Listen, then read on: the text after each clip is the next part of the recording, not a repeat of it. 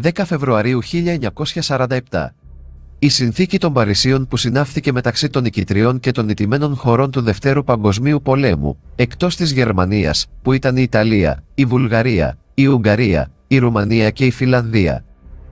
Συνολικά τα συμβαλόμενα μέρη ήταν 21, μεταξύ αυτών και η Ελλάδα, και γι' αυτό η παραπάνω συνθήκη κατέστη περισσότερο γνωστή ως Συνθήκη των 21.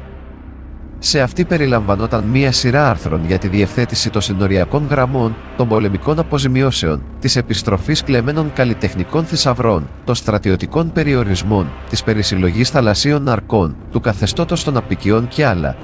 Σχετικά με την Ελλάδα, αποφασίστηκε η έως τότε Ιταλοκρατούμενη Δωδεκάνησος μαζί με τις παρακείμενες νησίδες να προσαρτηθεί στο ελληνικό κράτος. Επισήμως η ένωση αυτή πραγματοποιήθηκε σχεδόν έναν χρόνο αργότερα, τον Μάρτιο του 1948. Σημειωτέο, η Δωδεκάνησος θα έπρεπε να αποστρατιωτικοποιηθεί και να παραμείνει αποστρατιωτικοποιημένη. Επιπλέον, η Ιταλία θα έπρεπε να πληρώσει πολεμικές αποζημιώσεις στην Ελλάδα ύψους $105 εκατομμυρίων υπομορφή εμπορικών συναλλαγών, βιομηχανικών ειδών, πρώτων υλών, πολεμικού υλικού, υπηρεσιών και κεφαλαίων σε τέτοιο βαθμό που να μην επηρεαστεί αρνητικά η μεταπολεμική ανοικοδόμηση της ίδιας της Ιταλίας. Συνάμα το Ιταλικό κράτος όφιλε να αποζημιώσει κάθε φυσικό ή νομικό πρόσωπο που ζημιώθηκε εξαιτίας της Ιταλικής κατοχής. Σχετικά με τη γειτονική Αλβανία, το ζήτημα της Βορείου Ηπείρου παρέμενε σε εκκρεμότητα.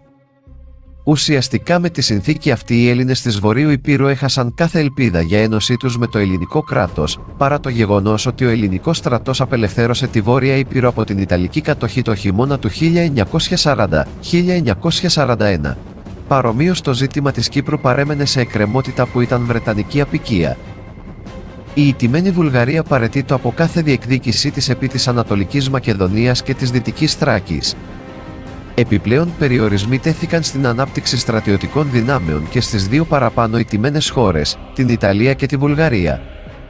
Σχετικά με τη βόρεια γείτονα, απαγορεύτηκε η ανάπτυξη στρατιωτικών οχυρώσεων επί του βουλγαρικού εδάφους κατά μήκος των ελληνοβουλγαρικών συνόρων. Επιπροσθέτως, η Βουλγαρία υποχρεώθηκε να πληρώσει πολεμικές αποζημιώσεις στην Ελλάδα ύψους $45 εκατομμυρίων, να αποζημιώσει τις λαιλατημένες περιουσίες των Ελλήνων που ζούσαν στην επικράτεια της κατοχής της, αλλά και επί του βουλγαρικού εδάφους κατά τη διάρκεια του Δευτέρου Παγκοσμίου Πολέμου.